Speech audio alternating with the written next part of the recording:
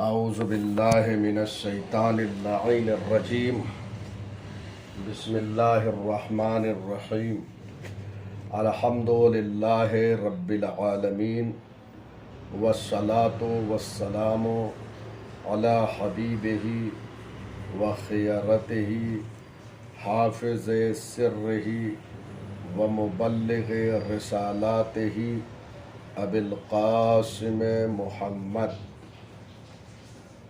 وآلہ الطیبین الطاہرین المعصومین المظلومین لا سیما بقیت اللہ فی الارضین واللعن الدائم علی اعدائہم اجمعین من الآن الى قیام یوم الدین اما بعد۔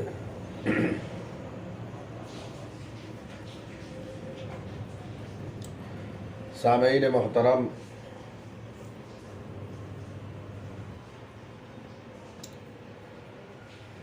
آج ہماری گفتگو کا عنوان ہے لقمان حکیم کی 4 اہم نصیحتیں۔ جناب لقمان حکیم اللہ کے مقرب بندے تھے، اللہ کے مطیع و فرما بردار تھے، تمام اوامر الہی پر عمل پیرا تھے اور تمام نواہی سے پرہیز کرتے تھے۔ جناب لقمان حکیم کو اللہ نے حکمت عطا کیا کیونکہ وہ اللہ سے بہت قریب تھے، اللہ کی اطاعت کرتے تھے، اللہ کی فرما برداری کرتے تھے، لہٰذا اللہ نے انہیں حکمت عطا کی۔ اگرچہ وہ حبش کے رہنے والے تھے اور ایک غلام تھے، لیکن پروردگار عمل کو دیکھتا ہے، اخلاص کو دیکھتا ہے کہ جس کی بنیاد پر وہ بلندیاں عطا کرتا ہے، کامیابیاں عطا کرتا ہے، سعادتیں عطا کرتا ہے، کمال عطا کرتا ہے۔ چنانچہ ان کی شخصیت کے لیے یہی کافی ہے کہ بہت سے لوگوں نے ان کو نبی لکھا ہے کہ وہ نبی تھے، اگرچہ محققین نے اس بات کی طرف اشارہ کیا ہے کہ وہ نبی نہیں تھے بلکہ اللہ کے ایک مقرب بندے تھے۔ بہرحال مجھے اس گفتگو میں نہیں جانا ہے کہ وہ نبی تھے یا نہیں تھے، لیکن ان کی نصیحتیں جو قرآن مجید میں موجود ہیں یا روایتوں میں جو ذکر ہے وہ بہت اہمیت کی حامل ہے۔ یہی ان کی عظمت کے لیے کافی ہے کہ 2 مرتبہ جناب لقمان حکیم کا نام قرآن میں ذکر ہوا ہے، اور انہوں نے جو نصیحتیں اپنے فرزند کو فرمائی ہیں وہ بھی قرآن میں ذکر ہے۔ بہت ساری نصیحتیں ہیں جناب لقمان حکیم کی۔ چنانچہ آج ہم یہاں پر جناب لقمان حکیم کی 4 اہم نصیحتوں کو آپ کے حوالے کر رہے ہیں، اور یہ 4 نصیحتیں انہوں نے اپنے فرزند کو فرمائی ہیں اور فرزند کے ذریعے سے سب تک یہ پیغام پہنچایا ہے۔ وہ 4 نصیحتیں یہ ہیں کہ انہوں نے فرمایا کہ میں نے 400 نبیوں کی خدمت کی ہے، مجھے یہ شرف حاصل رہا ہے کہ میں نے 400 انبیاء کی خدمت کیا ہے، اور کہا کہ میں نے ان کی جو خدمت کیا تو جو وقت میں نے ان کی خدمت میں گزارے ہیں ان میں سے جو کلام میں سنتا تھا ان سے، ان کلمات سے میں نے 4 کلام کو اخذ کیا ہے۔ یعنی 400 نبیوں سے 4 کلمات کو انہوں نے اخذ کیا ہے جو بہت اہم ہے، اور ہر انسان کو ان 4 چیزوں پر عمل پیرا ہونا چاہیے، کیونکہ یہ تعلیمات انبیاء علیہم السلام ہے۔ یہ جو لقمان حکیم نے 4 چیزوں کا انتخاب کیا ہے، یہ انبیاء سے اخذ کیا ہے، ان کے کلمات سے اخذ کیا ہے، ان کا پیغام ہے، ان کا یہ مشن ہے۔ چنانچہ وہ فرماتے ہیں اپنے فرزند کو خطاب کرتے ہوئے، اذا کنت فی الصلاۃ فاحفظ قلبک، اے میرے لال جب تم نماز پڑھ رہے ہو، جب تم عالم نماز میں ہو، فاحفظ قلبک، تو تم اپنے قلب کی حفاظت کرو۔ دوسری نصیحت یہ ہے وَإِذَا كُنْتَ عَلَى الْمَائِدَةِ فَحَفِظْ حَلْقَكَ، اور جب تم دسترخوان پر بیٹھو تو اپنے گلے کی حفاظت کرو، اپنے حلق کی حفاظت کرو۔ تیسری نصیحت یہ ہے کہ وَإِذَا كُنْتَ فِي بَيْتِ الْغَيْرِ فَحْفِظْ عَيْنَكَ، جب تم کسی غیر کے گھر جاؤ تو وہاں پر اپنی نظر کی، اپنی آنکھ کی حفاظت کرو۔ وَإِذَا كُنْتَ بَيْنَ الْخَلْقِ فَحْفِظْ لِسَانَكَ، اور جب تم اللہ کی مخلوق کے درمیان رہو تو ایسے موقع پر تم اپنے زبان کی حفاظت کرو۔ یہ 4 چیزیں ہیں جنہیں لقمان حکیم نے اپنے بیٹے سے فرمائی ہے نصیحت کے طور پر، لہذا یہ 4 چیزوں پر انسان کو عمل پیرا ہونا چاہیے، اسے زندگی کا آئین بنائے، اسے زندگی کا دستور بنائے۔ آئیے سب سے پہلے جو انہوں نے فرمایا ہے اس کی وضاحت کرتے ہیں کہ جب آپ نماز پڑھ رہے ہوں تو آپ اپنے قلب کی حفاظت کریں، یعنی نماز میں انسان حضور قلب کے ساتھ رہے، نماز میں خضوع و خشوع کے ساتھ رہے، نماز میں حضور قلب ضروری ہے۔ اور یہ ضروری کا مطلب یہ نہیں ہے کہ یہ کوئی آداب نماز ظاہریہ میں سے ہے، نہیں، بلکہ کچھ نماز کے ظاہری آداب ہیں اور کچھ نماز کے باطنی آداب ہیں۔ ظاہری آداب وہ ہیں جو مراجع کرام، مجتہدین اعظام نے اپنے کتاب میں درج کیا ہے، ذکر کیا ہے، توضیح المسائل میں، رسالہ عملیہ میں۔ اگر ان سب پر انسان عمل کرے تو اس کی نماز صحیح ہے، لیکن کچھ نماز کے باطنی آداب ہیں کہ جن کے ذریعے سے انسان کی نماز قبولیت تک پہنچتی ہے، جس کے ذریعے سے انسان کی نماز مقبول ہوتی ہے، بارگاہ رب میں وہ قبول کی جاتی ہے۔ اور ان آداب باطنی میں سے ایک ادب حضور قلب ہے، یعنی انسان جب نماز پڑھے تو قلب حاضر رہے اس کا، یعنی وہ تمام آداب نماز کی طرف، افعال نماز، اقوال نماز کی طرف متوجہ رہے، وہ متوجہ رہے کہ میں کیا پڑھ رہا ہوں، کیا انجام دے رہا ہوں، اور کس کی بارگاہ میں یہ نماز پڑھ رہا ہوں، کس سے خطاب ہے، کس سے مناجات کر رہا ہوں، یہ ساری چیزیں انسان کے ہمراہ ہونا چاہیے۔ لہذا اگر حضور قلب اس قدر ہو تو یہ حضور قلب کا ابتدائی مرحلہ ہے، یعنی انسان متوجہ رہے افعال و اقوال کی طرف۔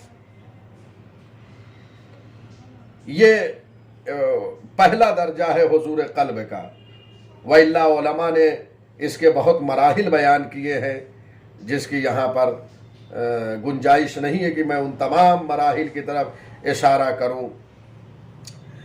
اب سوال یہ پیدا ہوتا ہے کہ حضور قلب جب نماز میں ضروری ہے تو کون سا ایسا کام کریں کہ جس کے ذریعے سے حضور قلب پیدا ہو، انسان کے اندر خضوع و خشوع کی کیفیت پیدا ہو۔ غور فرما رہے ہیں آپ؟ تو اس کے لیے ضروری یہ ہے کہ انسان جب نماز پڑھ رہا ہو تو وہ اس بات کی طرف متوجہ رہے کہ یہ نماز کس کے لیے پڑھ رہا ہے، کس کے لیے یہ عبادت کر رہا ہے، وہ کس سے ہم کلام ہے، وہ کس کی بارگاہ میں مناجات کر رہا ہے، اور دوسری طرف اپنے کمتر ہونے کا اعتراف کرے، اپنے حقیر ہونے کا اعتراف کرے۔ تو اگر ان چیزوں کی طرف وہ متوجہ رہے گا تو یقیناً وہ حضور قلب پیدا کر لے گا، اور جب وہ نماز پڑھے گا تو اس کا قلب حاضر رہے گا کہ یہ اللہ سے ہم کلام ہے اور وہ اس کی بارگاہ میں بہت حقیر مخلوق ہے۔ چنانچہ حضور قلب جس قدر نماز میں ہوگا اسی مقدار میں اس کی نماز بارگاہ احدیت میں قبول ہوگی اور وہ آسمان کی طرف جائے گی۔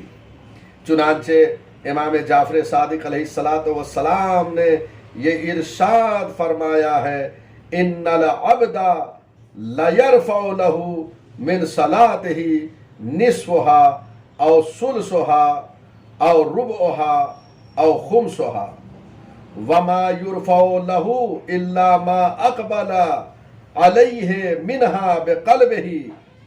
غور فرمایا آپ نے، اگر انسان نماز پڑھ رہا ہو اور حضور قلب کی رعایت کے ساتھ پڑھ رہا ہو تو امام جعفر صادق علیہ السلام فرماتے ہیں کہ انسان کی نماز کا کبھی نصف حصہ، کبھی ایک تہائی حصہ، کبھی ایک چوتھائی حصہ، کبھی پانچواں حصہ آسمان کی طرف لے جایا جاتا ہے، آسمان کی طرف بلند ہوتا ہے۔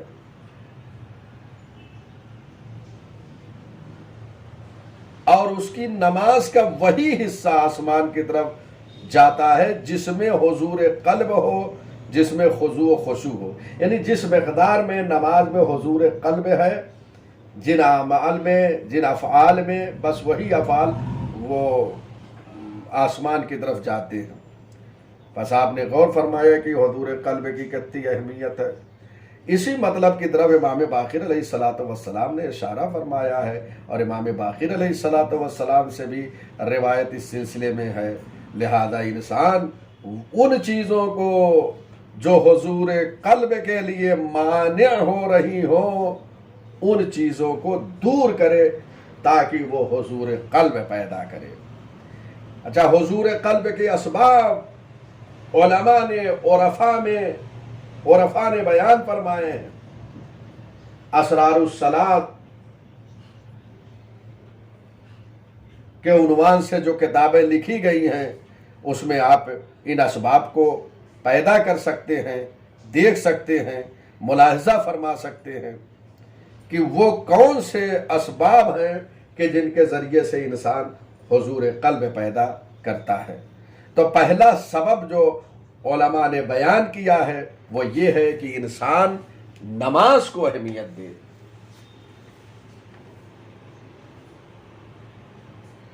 اور نماز کو اہمیت اسی وقت دے سکتا ہے کہ جب وہ انسان فوائد نماز، اسرار نماز، حقیقت نماز سے واقف ہوگا۔ لہذا پہلے فوائد نماز پہ غور کرے، اسرار نماز پہ غور کرے، حقیقت نماز کو ملاحظہ کرے۔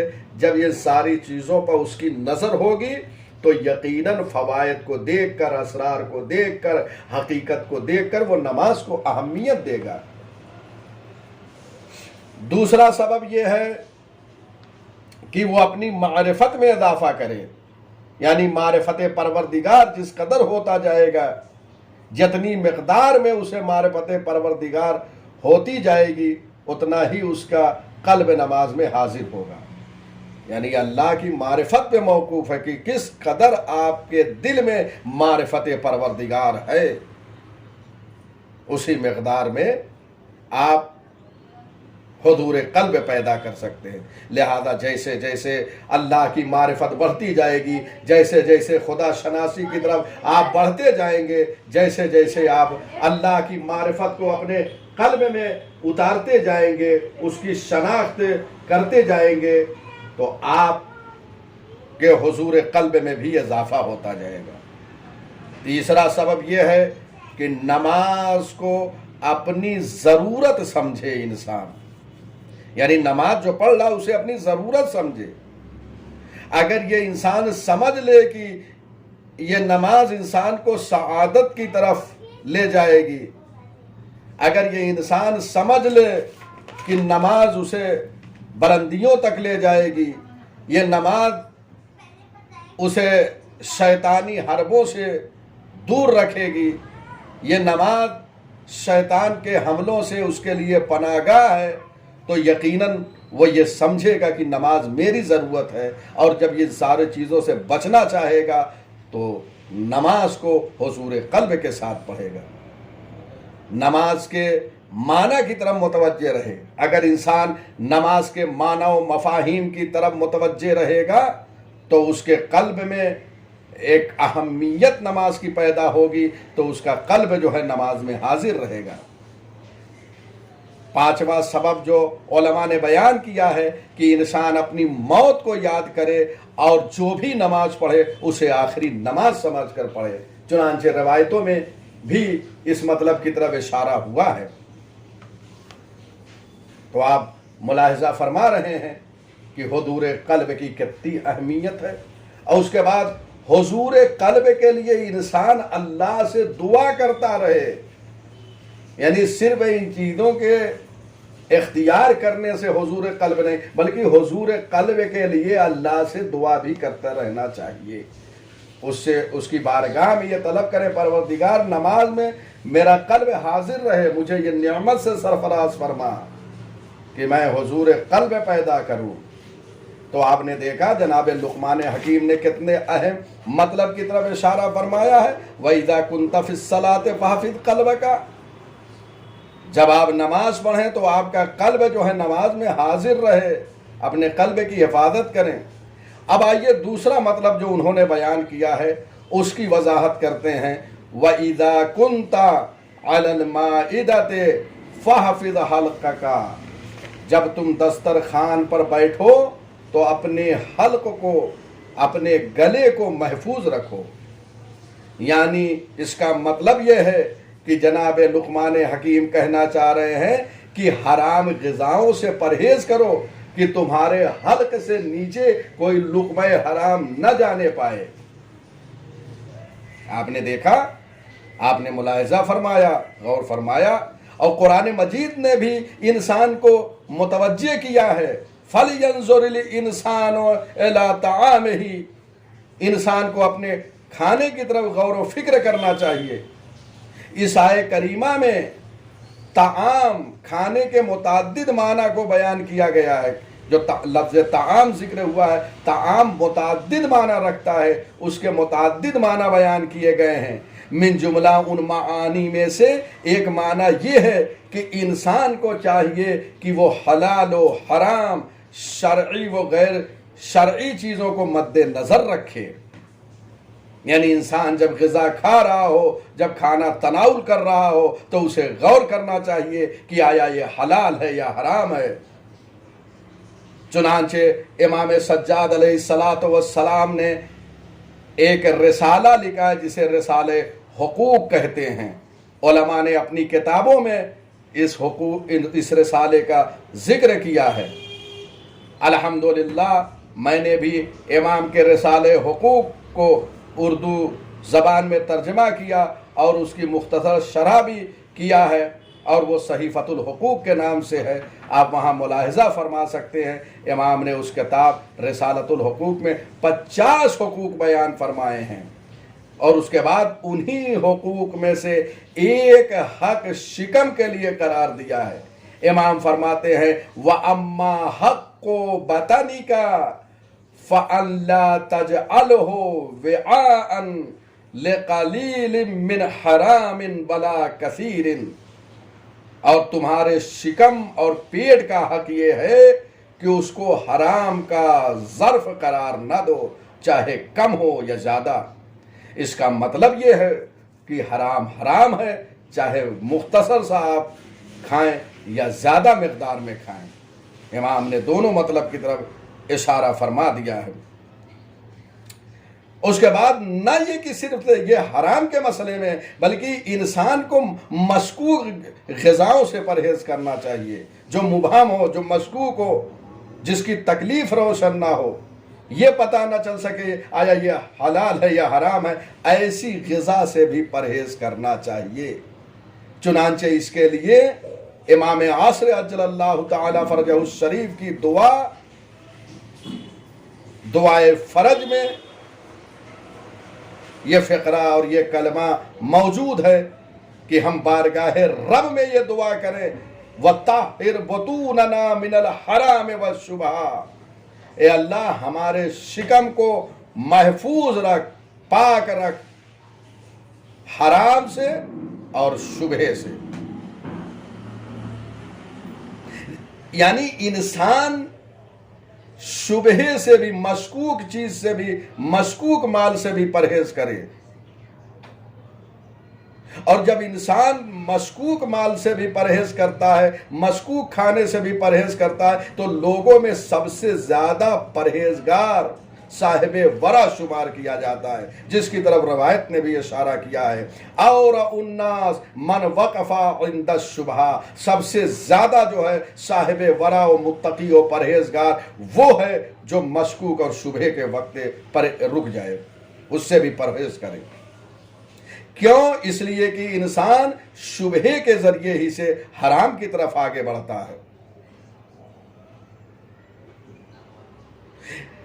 حرام غذا سے بچنا اس لیے ضروری ہے کہ انسان اگر کمال و سعادت و بلندیاں چاہتا ہے تو اسے حلال غذا کھانا چاہیے، حرام سے پرہیز کرنا چاہیے۔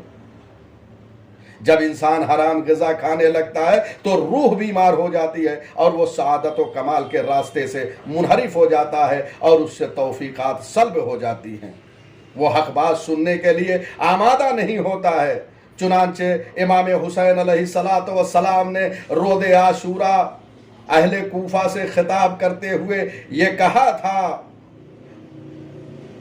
جبکہ وہ حق بات سننے کے لیے آمادہ نہ تھے، لیکن امام نے خطبہ دیا اور وہ حق کی طرف آئے بھی نہیں۔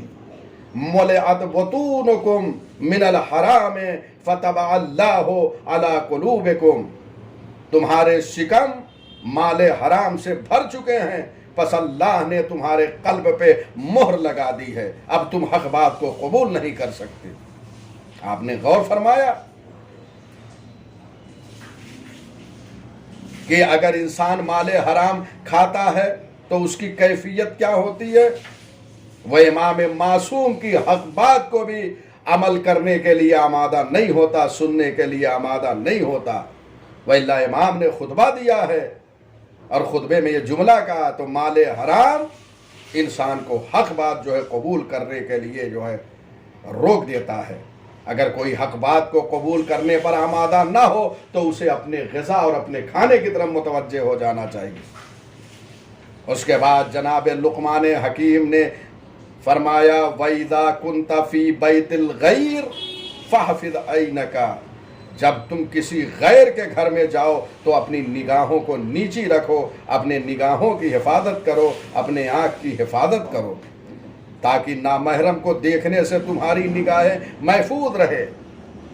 قرآن مجید میں مومنین و مومنات سے خطاب کرتے ہوئے پروردگار نے کہا ہے قُلْ لِلْمُؤْمِنِينَ يَغُضُّوا مِنْ أَبْصَارِهِمْ، اے پیغمبر مومنین سے آپ کہہ دیجئے کہ وہ اپنی نگاہوں کو نیچی رکھیں، وَيَحْفَظُوا فُرُوجَهُمْ، اور وہ اپنی شرمگاہ کی حفاظت کریں، ذَلِكَ أَزْكَىٰ لَهُمْ، یہ ان کے لیے بہت پاکیزہ ہے، إِنَّ اللَّهَ خَبِيرٌ بِمَا يَصْنَعُونَ، بے شک اللہ ان تمام چیزوں کو جانتا ہے کہ جو تم انجام دیتے ہو۔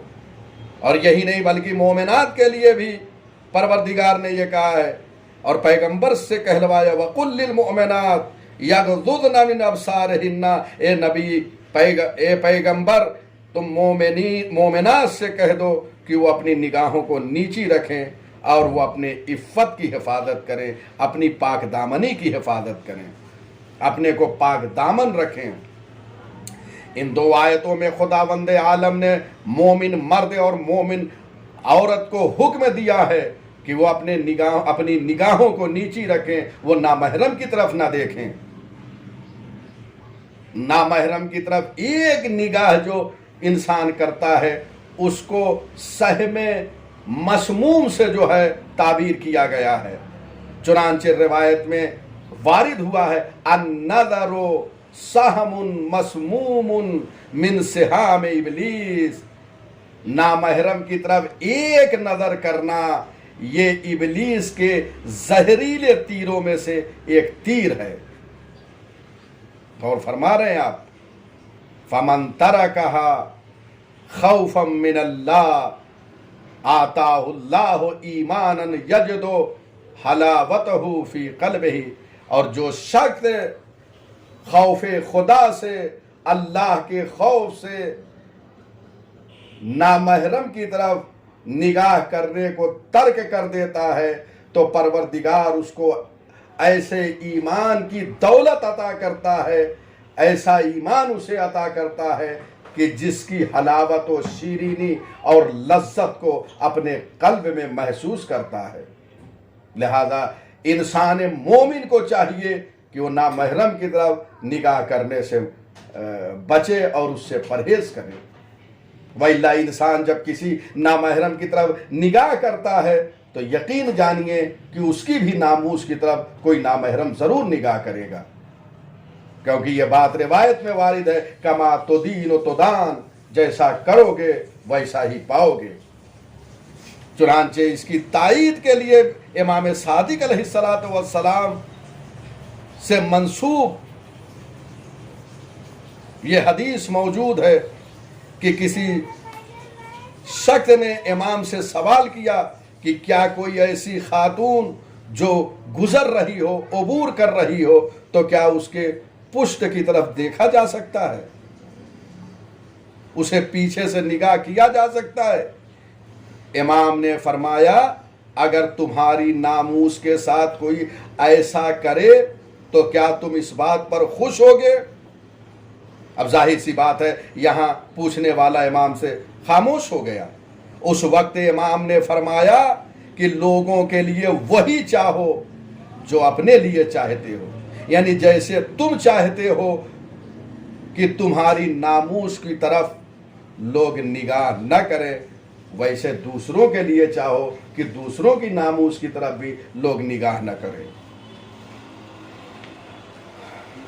آخری نصیحت جناب لقمان حکیم کی یہ ہے کہ آپ فرماتے ہیں وَإِذَا كُنْتَ بَيْنَ الْخَلْقِ فَحْفِظْ لِسَانَكَ، اور جب لوگوں کے درمیان رہو تو اپنی زبان کی حفاظت کرو۔ آپ نے دیکھا یہ زبان جس کی طرف انسان کو متوجہ کیا جا رہا ہے کہ جب لوگوں کے درمیان رہے تو اپنی زبان کو قابو میں رکھے، اپنی زبان کو کنٹرول میں رکھے، جب بھی گفتگو کرے وہ مفید گفتگو کرے، جب بھی گفتگو کرے تو حق کے حوالے سے گفتگو کرے۔ اگر خدا نہ کرتا یہ زبان منحرف ہو جائے تو انسان کے لیے ایک بہت بڑی بلا ثابت ہوگی۔ لہذا انسان اسی زبان کے ذریعے سے جہنم تک بھی جا سکتا ہے۔ لہذا تہمت زنی، غیبت، عیب تراشی، یہ ساری چیزوں سے انسان پرہیز کرے۔ زیادہ تر جو خطائیں ہوتی ہیں وہ زبان کے ذریعے سے ہوتی ہے، اور قیامت میں انسان اپنے زبان کے ذریعے سے جہنم میں جائیں گے، یعنی ایک تعداد ہوگی جہنم میں جانے والوں کی زبان کے ذریعے سے۔ رسول خدا صلی اللہ علیہ وآلہ وسلم اس سلسلے میں فرماتے ہیں زیادہ تر گناہ انسان کی زبان سے ہوتے ہیں۔ اور اس کے بعد یہ بھی یہاں حضرت صلی اللہ علیہ وآلہ وسلم نے فرمایا کوئی عضو، کوئی بدن کا حصہ زبان سے زیادہ عذاب میں مبتلا نہ ہوگا۔ کیوں؟ اس لیے کہ آپ فرماتے ہیں کہ زبان چونکہ زیادہ گناہ انجام دیتی ہے، اس لیے جو ہے زبان سب سے زیادہ معذب ہوگی۔ تو زبان اس وقت یہ کہے گی خدایا کیوں مجھے سب سے زیادہ عذاب کیا تو نے، کیوں مجھ پر عذاب ہو رہا ہے؟ تو پروردگار کہے گا کہ تیری زبان سے وہ کلمات نکلے ہیں جو مشرق و مغرب تک پہنچے ہیں، کہ جن کے باعث جو ہے بے گناہوں کا خون بہایا گیا ہے، لوگوں کا مال و اسباب لوٹا گیا ہے، لوگوں کی ناموس سے تجاوز کیا گیا ہے۔ آپ نے دیکھا یعنی انسان کبھی ایسا جملہ کہہ دیتا ہے جو دوسرے مشرق و مغرب کی طرف پہنچتے ہیں، تو اس کلمات کے ذریعے سے لوگوں کے خون بہہ جاتے ہیں، ایک دوسرے سے لوگ دست و گریباں ہو جاتے ہیں، ایک دوسرے کے قتل پر آمادہ ہو جاتے ہیں، لوگوں کے مال و اسباب لوٹنے پر آمادہ ہو جاتے ہیں۔ بس انسان کو چاہیے کہ اپنی زبان کی حفاظت کرے۔ حدیث میں وارد ہوا ہے نجات المؤمن فی حفظ اللسان، مومن کی نجات اس چیز میں ہے کہ وہ اپنی زبان کی حفاظت کرے۔ اور یہ ساری چیزوں کے ساتھ ساتھ بارگاہ ربوبیت میں، بارگاہ پروردگار میں، بارگاہ ربوبیت میں، خدا کی بارگاہ میں یہ دعا کرتا رہنا چاہیے وَسَدِّدْ أَلْسِنَتَنَا بِالصَّوَابِ وَالْحِکْمَةِ، خدایا ہماری زبان کو حق بات اور حکمت کی بات کہنے پر استوار رکھ، اس کو حق بات کہنے پر اور حکمت کی بات کہنے پر قائم رکھ۔ آپ نے غور فرمایا یہ دعائیں فرج میں جو امام مہدی علیہ السلام کے سلسلے میں ہے اس میں یہ جملہ موجود ہے۔ البتہ یاد رہے کہ حق گوئی کے وقت انسان خاموش نہ رہے، جہاں پہ حق بولنا ہے وہاں پہ اسے لب کشائی کرنا ہے، ہاں لیکن جہاں باطل ہو، جہاں فتنہ ہو پھیل رہا ہو وہاں پہ خاموشی بہتر ہے۔ چنانچہ روایتوں میں جو خاموشی کی تعریف کی گئی ہے وہ ایسی خاموشی کی کہ انسان جو ہے باطل کے حوالے سے گفتگو نہ کرے، فتنہ و فساد کے لیے اپنی زبان کو نہ کھولے، گناہوں کے لیے نہ کھولے، بلکہ حق بات کے لیے اپنی زبان کو استعمال کرے۔ روایتوں میں خاموشی کی بہت تعریف کی گئی ہے، لیکن اگر حکمت کی بات ہے، حق بات ہے تو اسے کہنا چاہیے، لیکن اگر باطل کی باتیں ہیں، فتنے کی باتیں ہیں، غیر سنجیدہ باتیں ہیں، لوگوں کے درمیان فتنہ و فساد کی باتیں ہیں، تو ایسی گفتگو سے انسان کو پرہیز کرنا چاہیے۔ بہرحال جناب لقمان حکیم نے یہ 4 نصیحتیں اپنے فرزند کو فرمائی ہیں کہ جن کے ذریعے سے پوری جو ہے انسانیت کو ایک پیغام دیا ہے۔ اور یہ 4 چیزیں آخر میں پھر ایک مرتبہ خلاصے کے طور پہ میں پیش کر رہا ہوں کہ لقمان حکیم کی پہلی نصیحت ہے کہ جب نماز پڑھو تو اپنے قلب کی حفاظت کرو، اور جب دسترخوان پہ بیٹھو تو اپنے حلق کی حفاظت کرو کہ حرام غذا جو ہے حلق کے نیچے نہ جائے، اور جب دوسرے کے گھر میں رہو تو اپنے آنکھ کی حفاظت کرو، کسی نامحرم کی طرف نگاہ نہ کرو۔ وَإِذَا كُنْتَ بَيْنَ الْخَلْقِ، اور جب لوگوں کے درمیان رہو تو اپنی زبان کی حفاظت کرو کہ ایسی بات نہ کہو کہ جس کے ذریعے سے فتنہ و فساد پیدا ہو۔ بھائی یہیں پر اب گفتگو کو تمام کر رہا ہوں۔ پروردگار سے یہ دعا ہے کہ خدایا ان 4 نصیحتوں پر ہمیں عمل کرنے کی توفیق عنایت فرما۔ اے میرے اللہ، تجھے واسطہ ہے محمد و آل محمد کی عظمت کا، منتقم خون حسینی یوسف زہرا حضرت بقیت اللہ العظم کے ظہور میں تعجیل فرما، اور ہمارے اعمال اس قابل بنا کہ ہم امام کے ناصروں میں شمار ہو سکیں۔ وآخر دعوانا ان الحمد للہ رب العالمین۔